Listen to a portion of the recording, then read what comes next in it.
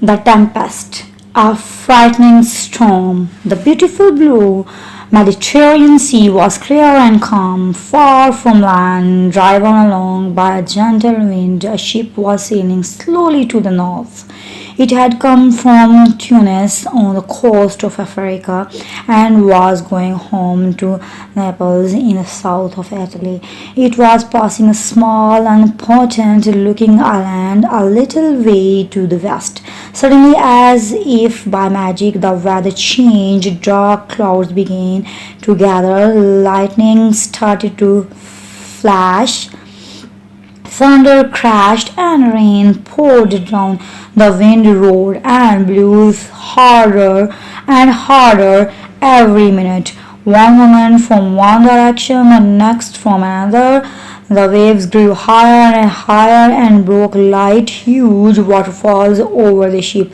Out of the darkness, strange flames began to appear, and soon it looked as if the ship were burning. It was very frightening. The sailors did not know what was happening. They ran about in the wind and ran this way and that, pulling up some sails and letting down others, but nothing they did would get them away from this terrible storm. Slowly the ship was blown towards the island. Before long it seemed as if it would hit the rocks and break up. The sailors and all the people on board would be thrown into the sea and drowned. Many of the passengers were so afraid that they did not wait for the ship to reach the rocks. They jumped into the rough water, hoping they would be able to save themselves by swimming to the island. On the island, two people were watching the ship fighting its way through the high, wild waves. One was a young girl called Marinda. She was about 15 years old and very beautiful. With Marinda was her father Prospero. Prospero was a tall old man. He had gray hair and a gray beard and a wise old face, but he was not an ordinary old man. He was a powerful magician. In fact, Prospero had caused the storm. Marinda thought the ship was going to sink and she felt very sorry for the man in it. She asked her father to use his magic powers to calm the sea and save the ships if he could. Prospero told her not to be anxious, for no one would be harmed. He said that he had a good reason for causing the storm and making the ship come to the island. But now, he added, I have something to tell you before I let you know why I have made this storm. I must explain to you how you and I came here 12 years ago and where we came from. I have not spoken to you about this before, but now the time has come to tell you all about it. Please sit down and listen carefully. Prospero's life. Marinda was very pleased to learn that she was going to hear the story of her past. She could remember when she was a tiny child, having lots of women around her to serve her. Now she and her father lived almost alone on this small island. There was only one other human there, and he was an ugly, stupid person called Caliban who worked for them as a servant. Marinda often wondered about the woman. She remembered her life when she was a little girl must have been very different to the way it was now. What had happened to make it change so much? She sat down and listened carefully. 12 years ago, said Prospero, when you were just a small child, I was the ruler of Milan in Italy. I had money and lands and power, but I was not interested in those things or in doing the work of government. I preferred to study my books. I asked my brother Antonio to look after the government of Milan for me, but I should not have trusted him so much. Antonio did not just want to go on for me, he wanted to be the ruler himself. He planned to kill me and he pursued the king of Naples, Alonso, to help him. One dark night, their servant seized you and me and put us on a ship. We were taken a long way out to sea, and when we were far away from any land, they made us get into an old boat. It was so old and so small, it looked as if it would soon break into pieces. They left us on that little boat. They hoped it would sink and we would drown.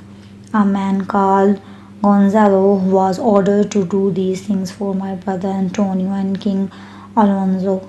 But Gonzalo was a kind man. He did not like what the king and my brother made him do. He had to obey them, but he tried to help us. He put some water, food, and clothes in the boat with us. Knowing that I loved my books more than anything else, he had gone to my library and taken the most valuable ones he could find. He put those in the boat too. The island. That little boat was stronger than it looked. We sailed in it for many days across the stormy waters. In the end, a long way from our home in Italy, it brought us to this island where we now live. At first, the island seemed a strange and mysterious place. It had once been controlled by the magic power of an evil old witch called Sycorax. But she had died long before our boat brought us here. The only human we found here was her son Caliban. Though he is so strange and ugly, it is still hard to think of him as a human being. I tried to help Caliban, but he was too stupid to learn anything, so I let him live with us as our servant. I found the large dry cave which is now our house. There I put my books. Every day I read them and study them carefully until I became very skillful in magic and much stronger than the old witch Sycorax ever was. And so we have lived here quietly ever since you, me, and Caliban, our servant. But now, Marinda, my dear daughter, at last the time has come for our lives to change. The men on that ship out there are my old enemies. They passed by this island by a strange chance. Alonso, the king of Naples, arranged for his daughter Claribel to marry the king of Tunis. They have just been to the wedding in Tunis, and Alonso and his noble friends are returning home to Italy. With the king is my unfaithful brother Antonio. Now the ruler of Milan, King Alonso's brother Sebastian, is there too, as is Alonso's son Ferdinand and the king old man Gonzalo. I have used my magic to make a storm so that the ship will come towards this island. I want to bring my old enemies here so that they will be in my power. By the time Prospero had finished his story, the storm had stopped and the sea was clear and calm again. The ship was now here to be seen. However, although Prospero had made the storm on purpose, it was not his plan to harm his enemies. In fact, his intention was quite different. He planned to use his magic to make Antonio and King Alonso feel sorry for their evil deeds. Then he planned to forgive them so that they would no longer be his enemies. Ariel. Marinda, Prospero, and their servant Caliban were the only three humans on the island. But there were many spirits living there. These were magic creatures who could change their appearance and become invisible and do many things that human beings usually cannot do. Prospero was such a great magician that he could command them all. Prospero's skill in magic had given him power over all island. He used the magic to help many good spirits who had been trapped by Sycorax. She had caught the good spirits who refused to obey her evil commands and put them inside trees. Prospero had let them out of their tree prisons, and now these spirits loved him and served him gratefully. Ariel was the chief of these spirits. He was always ready when his master Prospero called him. He was able to fly through the air without anyone seeing him and could do many other strange things. For example, he could change himself into different shapes and make himself look like a bear or any other animal. Ariel was always very cheerful and full of life, but he also liked to play all sorts of tricks on people. He loved playing tricks on the stupid Caliban when he was lazy and did not obey Prospero's orders. Ariel had been following Prospero's order and helping him make the storm. When Prospero called the faithful Ariel to him, he told Prospero about everything that he had done. He said that he had frightened the passengers on the ship with all kinds of tricks so that they had jumped into the sea. Ferdinand, the son of the King of Naples, had jumped in fast and had swum safely to the shore. He was quite near to where Prospero and Miranda were. Everyone else was safe. The sailors were asleep on the ship, and the other passengers had landed on different parts of the island. However, each group of passengers thought that all the others had drowned. Ferdinand was sitting alone on the shore, weeping about his father's death. His father was somewhere else with a few friends, weeping about the loss of his dear son. Prospero was very pleased with what Ariel had done. There was a lot more work to do, and because Prospero was such a great magician, Ariel had to obey him and work very hard. But Prospero knew that Ariel wanted to be completely free more than anything else in the world. He promised the little superior that if everything went well, there would never be any more work to do after that, and he would give him his freedom. Prospero asked Ariel to make himself invisible so that no one could see him except the great magician himself. Then he gave him something else to do. Miranda falls in love. Not long afterwards, some music and singing could be heard. It was Ariel and some of the other spirits, but as no one could see them, the music seemed very strange. Ferdinand, King Alonso's son, had been sitting on the beach weeping because of the loss of his father. When he first heard the music, he could not tell if it came from the air or the earth. Then he noticed that the sweet sound seemed to be passing by him over the waters. It made the waves calm and it made him feel less sad. He followed it. He wanted to find out where it came from. In this way, Ariel, who was making the music, brought Ferdinand to the door of Prospero's cave. By this time, Prospero and Miranda were there as well. Miranda was very surprised when she saw the young prince. She had lived for 12 years alone on the island with her father, so she had never seen anyone like Ferdinand before. She thought men always had grey hair and grey beards like her father. Prospero asked her what she thought about Ferdinand. At first she said she did not know what he was. She thought Ferdinand was a spirit because she did not believe a human being could be so good looking. Then young Ferdinand saw Miranda. He was very surprised too. At first he thought the music was being played for her and that she must be a goddess of the island. Miranda and Ferdinand fell in love immediately. Prospero was pleased about this, for he had planned that they should be married. However, he decided to test the strength of their love. He spoke very roughly to Ferdinand. He picked a quarrel with him and called him a thief. He said he thought Ferdinand had come there to take the island away from him. Prospero told Miranda that she should not speak to Ferdinand because he was someone who would steal their wonderful island from them. He also said that he was going to tie Ferdinand up by his neck and feet, give him seawater to drink and very poor food to eat. Miranda was very unhappy. Ferdinand was the first young man she had ever seen, and now her father was being unkind to him. She asked her father not to be so hard on him. To her, Ferdinand seemed to be a fine, brave young nobleman who was not afraid of anything. But Prospero said that there were many young men in the world who were much better than Ferdinand.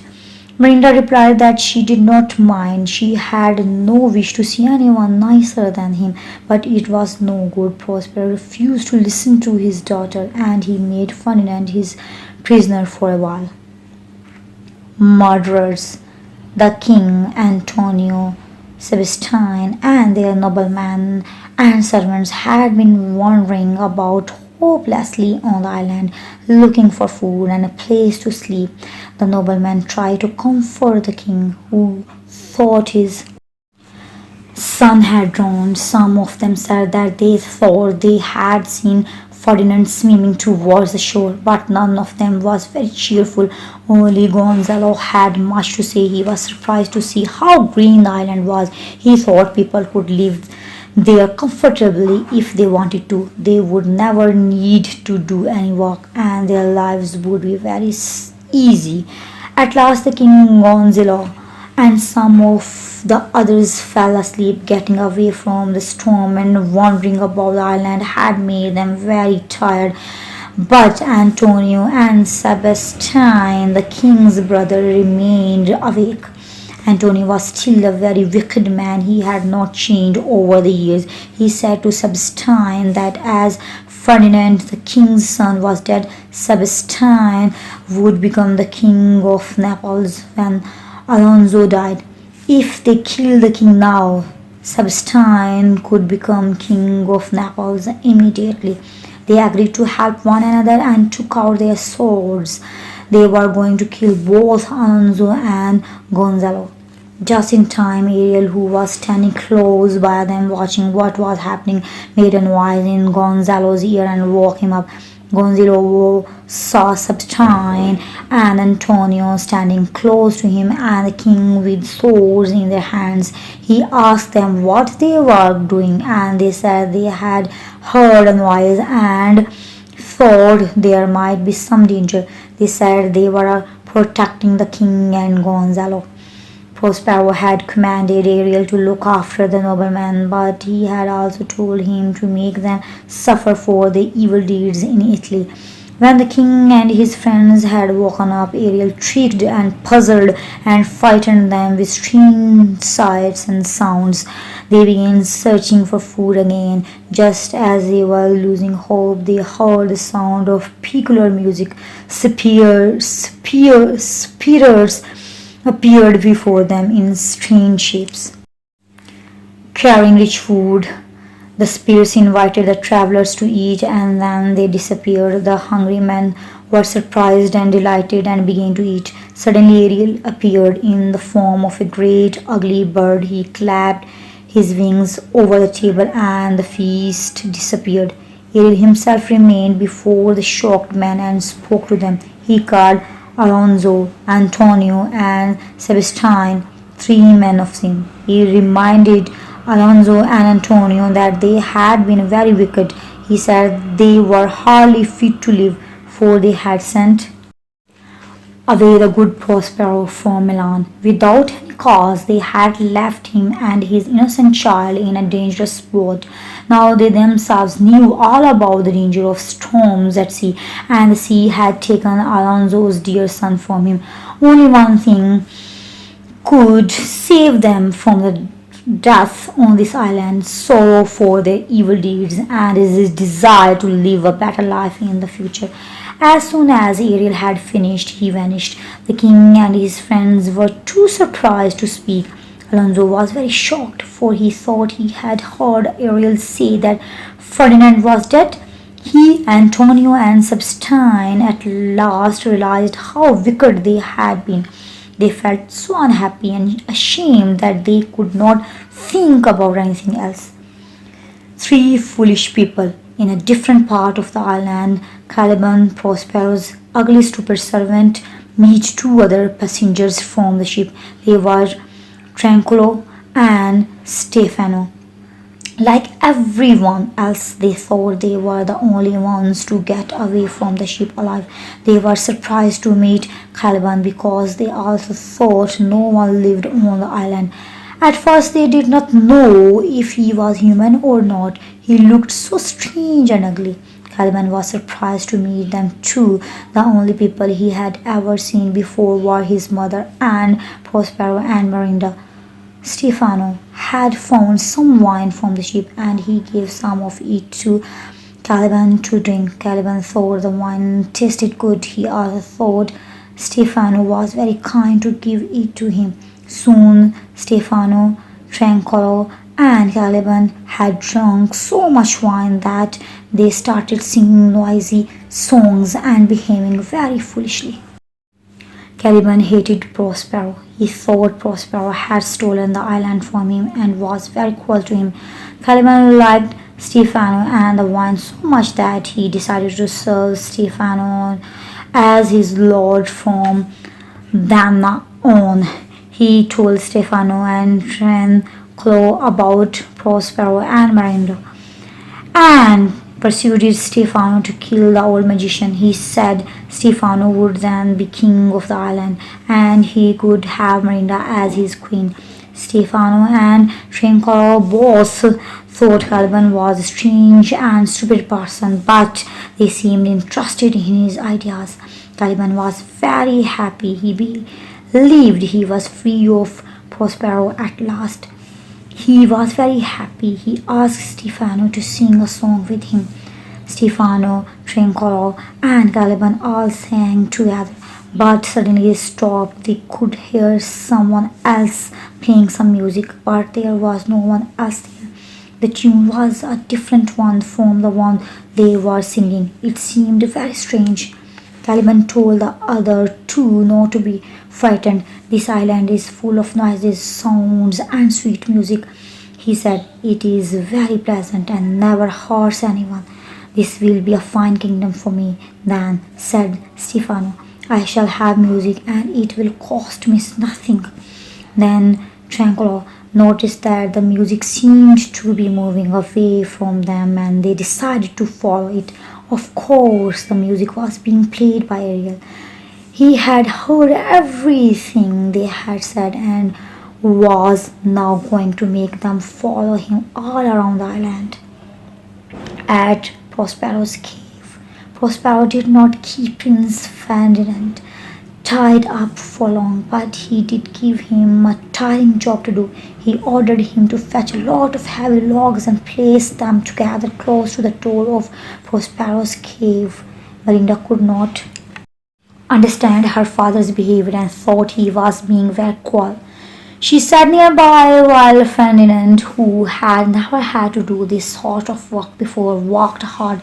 Prospero pretended to go away to read, but he watched them secretly and listened to their conversation.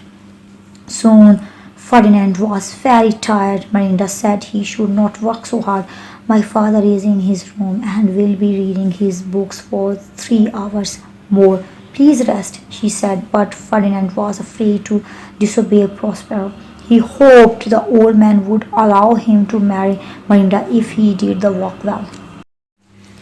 I dare not rest. I must finish the work for your father first, he said. But Melinda still wanted to help him and she made another suggestion. If you will sit down, I will carry your logs for a while.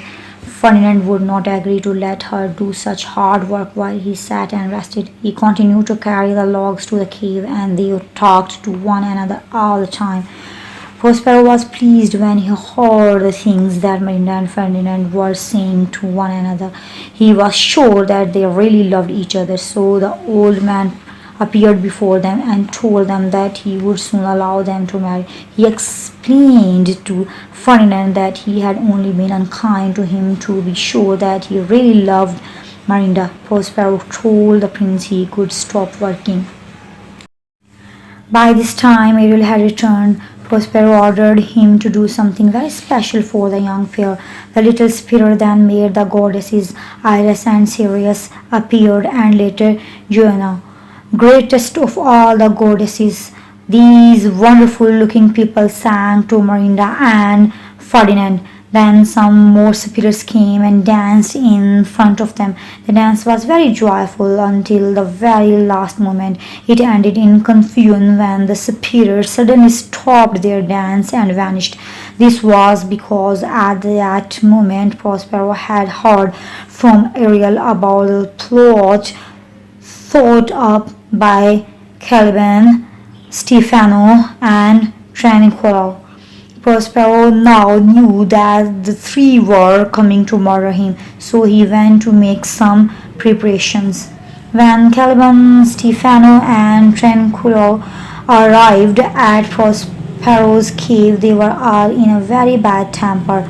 Ariel, playing his beautiful music, had led them through all the roughest parts of the island. They had fallen down into dark holes in the ground and pools of muddy water. They were wet, dirty, and tired, and they smelled very bad. Caliban got very angry because the other two would not keep quiet. They spoke to each other very noisily.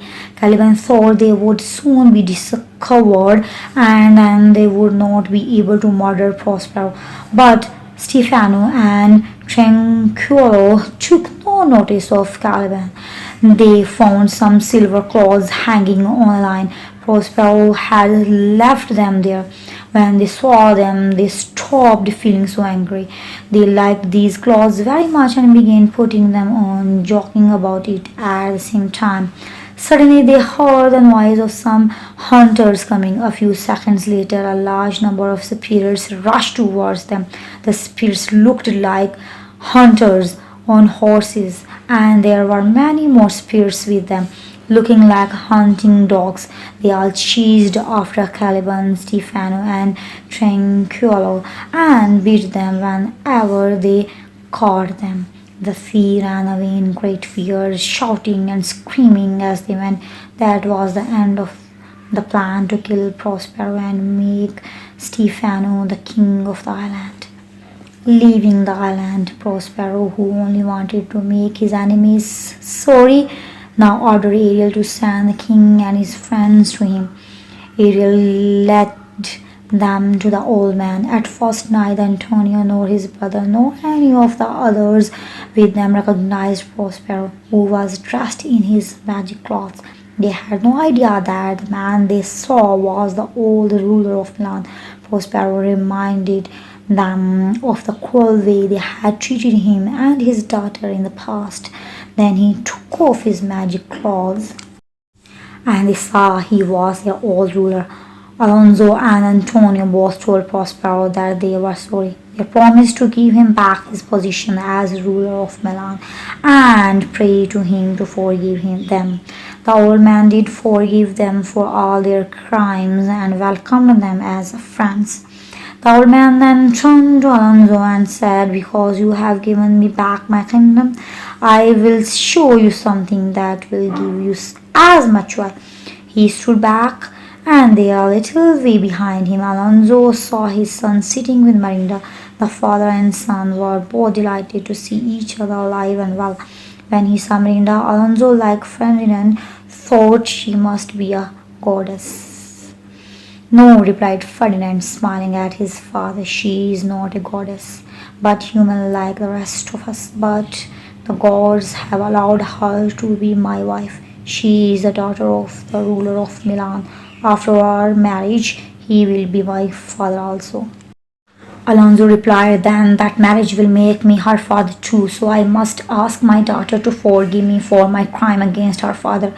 Prospero said they should all forget the past, and that night he gave a feast. Caliban, his slave, served the guest. Everyone was very surprised by sight of this ugly creature. The king and his friends wondered how they would be able to get back to Italy. Only Prospero and Marinda knew that the travelers' ship had not been destroyed and that the sailors had not been drowned. Ariel had done his work well. All the sailors were safe and the ship was whole. As they were talking at the feast, Gonzalo saw some sailors coming towards them. The men were delighted to see that all their royal passengers were alive, and Prospero's new friends were relieved to hear that the ship was still safe and strong. "Tonight you must rest here," said Prospero to his friends, "and I will amuse you with the interesting story of my life after I left Italy. Tomorrow I will show you your ship and we will set off for Naples. In Naples, Ferdinand and Marinda will be married. Afterwards, I hope to return to Milan and to rule there till I die." The next day they all left the island. Prospero said goodbye to his faithful speeders and especially to Ariel. He fed Ariel to go where he liked, but the spirit asked to be allowed to stay with the ship until it reached Naples. He wanted to make sure that they all arrived home safely. Before he left the island, Prospero buried his magic books, for he had decided never to use his magic powers again. His wishes had all come true. He was friends with his brother again. He would live and rule in Milan again, and his daughter would be Queen of Naples. He did not need magic anymore. Thanks for listening. For new videos, don't forget to subscribe my channel. And if you like my videos, please share and like.